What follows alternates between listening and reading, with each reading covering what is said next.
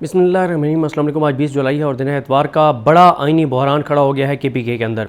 KPK में जो chief justice हैं पेशावर हाई कोर्ट के, वो भी एक्टिव हो गए हैं, जस्टिस अतीक शाह। आपको ये बात पता होनी चाहिए कि जस्टिस अतीक शाह जो हैं इनके बारे में बताया जाता है कि ये जब वकील थे तो ये पीपल्स पार्टी के वकला विंग के अंदर थे।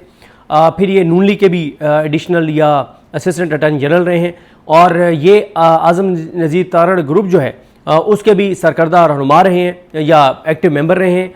और फिर अब नून लीग और पीपल्स पार्टी ने जस्टिस याहिया खान के साथ मिलके इनको chief justice Peshawar high court लगाया है आउट ऑफ टर्न। मेरिट नहीं बनता था, मेरिट पे ये चीफ जस्टिस नहीं बन सकते थे, मेरिट पे जस्टिस इजाज़ अनवर बनने चाहिए थे। लेकिन ना तो जस्टिस इजाज़ अनवर साहब को जो है वो सुप्रीम कोर्ट लाया गया, ना ही उनको कायम मकाम चीफ जस्टिस बनाया गया, ना ही उनको मुस्तकिल chief justice Peshawar high court बनाया गया। और आपको अब समझ आ जानी चाहिए कि क्यों नून लीग अपनी मर्जी के हर जगह चीफ जस्टिस लाई है। क्योंकि जब नून लीग अपनी मर्जी के चीफ जस्टिस लाई है तो वो छुट्टी के दिन भी नून लीग के खादिम, वो नून लीग के लिए हाजिर, और वो हर लम्हा हर वक्त नून लीग के लिए ये जजेस हाजिर हैं जिनको नून लीग ने बनाया है। और जाहिर है इनको बनाया ही ऐसे जजेस को इसलिए जाता है ताकि जब भी नून लीग को, शरीफ खानदान को ज़रूरत पड़े, पीपल्स पार्टी को, जरदारी को, बिलावल को, मरियम को, इन सारों को जरूरत पड़े तो ये जजेस हम वक्त हाजिर हों, छुट्टी के दिन भी हाजिर हों। आम साइलिन के लिए नहीं, आम लोगों के लिए नहीं, पाकिस्तान के लिए नहीं, पाकिस्तानियों के लिए नहीं, नून लीग, शरीफ खानदान और इस निज़ाम को बचाने के लिए जज जो है वो मुकम्मल तौर पर जो है वो ये अवेलेबल रहें।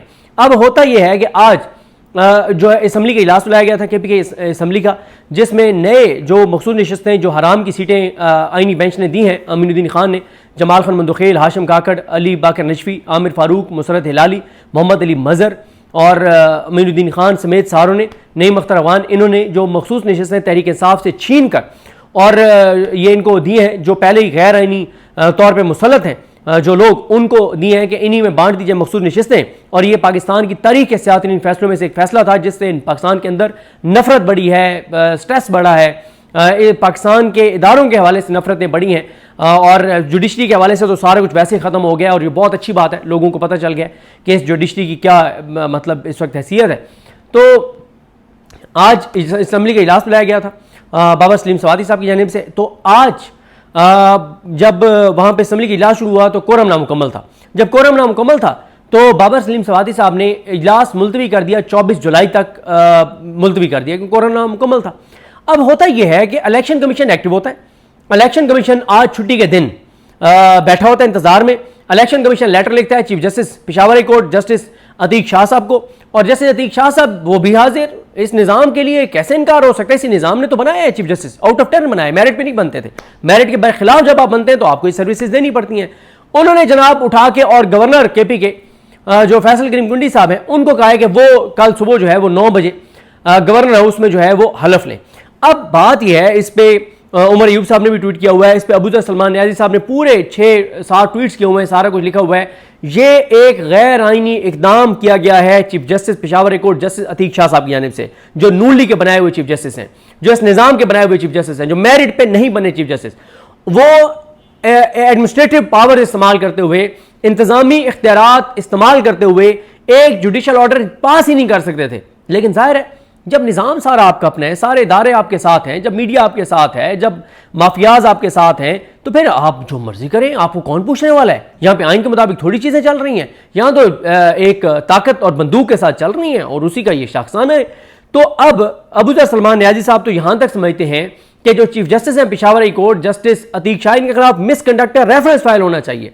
और वैसे अबूजर सलमान न्याजी ने रोला काफ़ी ट्विटर पर डाला है और पीटीआई, आपको पता है कि वैसे जो पीटीआई की सूरत हाल है वो आपको पता ही है, लेकिन उन्होंने बहुत ज़्यादा रोला डाला हुआ है अबूजर सलमान न्याजी ने कि हमें जो है वो इसको स्पीकर को, इस ऑर्डर को, जो एडमिनिस्ट्रेटिव ऑर्डर है chief justice Peshawar high court Atiq Shah का, इसको जुडिशल साइड पे चैलेंज करना चाहिए कि ये गैर आइनी, गैर कानूनी फैसला है।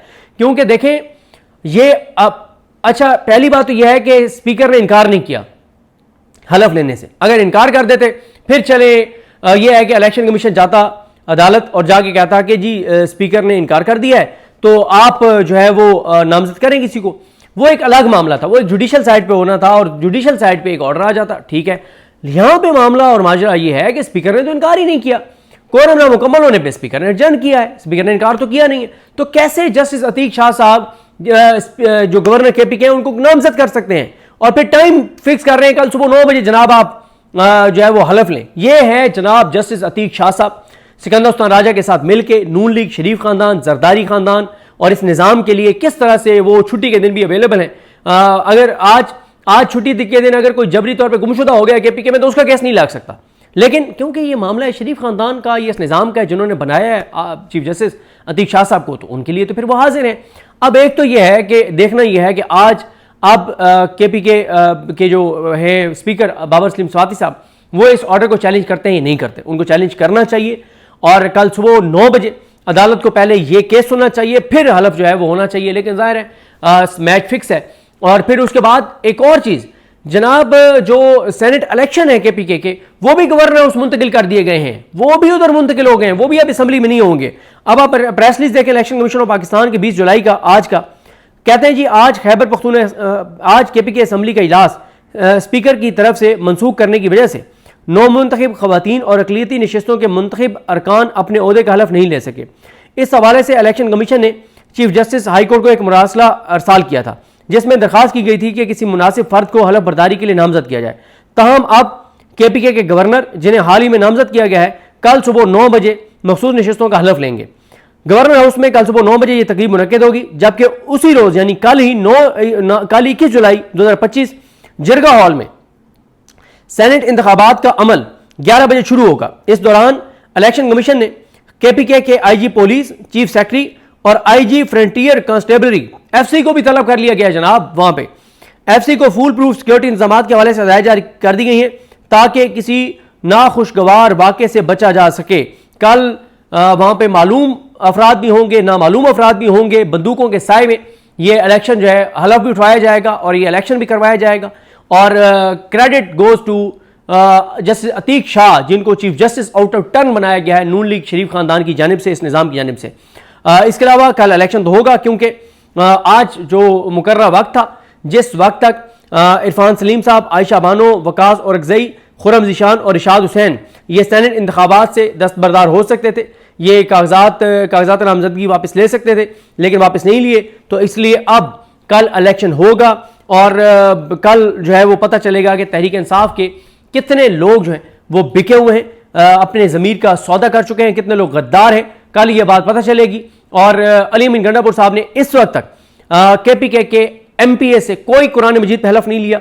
और मैं कल भी असदुल्ला खान साहब और ईसा नकवी साहब के साथ प्रोग्राम में ये बात कह चुका हूँ कि केपीके में अगर अली अमीन गंडापुर साहब एमपीए से कुरान मजीद पे हलफ लेते हैं कि वो गद्दारी नहीं करेंगे और वो वोट जो है वो अपोजिशन को नहीं डालेंगे, तो उससे फ़ायदा ये होगा कि एक तो कुछ लोग कहते हैं फिर भी वो डाल देंगे, अच्छा डाल दें, कल को क्या खबरें बाहर नहीं आएंगी कि किस किसने डाला है? क्यों? जो भी वोट डालेगा अपोजिशन को वो 5-5, 10-10 करोड़ लेकर डालेगा। अब जिस बंदे ने उनको 5-10 करोड़ रुपए दिए हैं, जाहिर है अब जैसे मुझे कोई बंदा पैसे देता है तो वो बंदा दरमियान में और कई लोग इन्वॉल्व होते हैं जिनको पता होता है, उसके साथ कुछ लोग होते हैं जो पैसे देने वाला होता है, किसी न किसी वक्त खबर बाहर आ ही जाती है कि फलां बंदे ने फलां को इतने पैसे दिए थे। आज हमें कई लोग बताते हैं कि फलाने मौके पे टिकट लेने के लिए हमने पीटीआई के फलां बंदे को जो है वो इतने पैसे दिए थे, फलाने मौके पे हमने फलानी चीज़ करवाने के लिए फलां बंदे को पैसे दिए थे, फलां मौके पे हमने फलां ब्यूरोक्रेट को इतने पैसे दिए थे, फलां जज को इतने पैसे दिए थे। ये बातें बाहर आ जाती हैं। लेकिन एक बड़ा आईनी बहरान खड़ा हो गया है। Chief justice Peshawar high court justice Atiq Shah ने एक गैर आईनी, गैर कानूनी इकदाम किया है जो अबूजर सलमान ऐसा कह रहे हैं, और वो ये कहते हैं कि इनके खिलाफ तो मिसकंडक्ट का रेफरेंस फाइल होना चाहिए। लेकिन मिसकंडक्ट का रेफरेंस फाइल कर भी देंगे आप तो उससे आगे जस्टिस याहिया खान बैठे जो इनको जस्टिस अतीक शाह को बनाने में अपनी एक सहूलतकारी फराम करने वाले हैं नून लीग और पीपल्स पार्टी को। लेकिन ये ज़रूर है कि खबर ज़रूर बनती है, तारीख में ज़रूर लिखा जाता है। लेकिन एक ऐसा सूबा जहाँ पे पहले ही हालात इतने ज़्यादा ख़राब हैं, आज भी बताया जा रहा है कि 7 पुलिस एहलकार जो हैं वो अगवा हो गए हैं, हमारे जवान वहाँ पे शहीद हो रहे हैं, और हमारी वहाँ की अदालतें, हमारा आईनी बेंच, हमारी हुकूमत, हमारा निज़ाम, उनको बस पीटीआई को दीवार से लगाना है, पीटीआई को गिराना है, पीटीआई को शिकस्त देनी है, इमरान खान को नीचे दिखाना है, इमरान खान को तोड़ना है।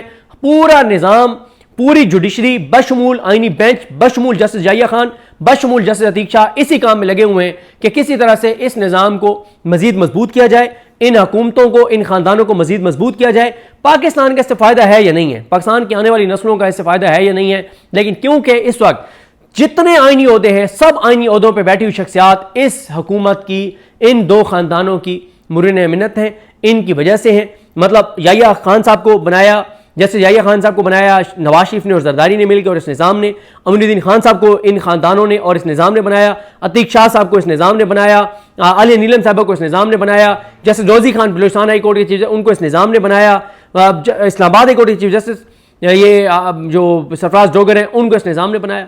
तो ठीक है, ये उनको नवाजते जाएं, वो इनको नवाजते जाएं। मुल्क का अल्लाह वारिस है, लोगों का भी जो होगा देखी जाएगी। अभी तो लोग खुदकुशियों पर मजबूर हैं, मुल्क में एक तबाही और बर्बादी है, बुनियादें मुल्क की खोखली हो रही हैं, मुल्क कमज़ोर हो रहा है, लेकिन ओहदों पर बैठी हुई शख्सियात बहुत मजबूत हो रही हैं।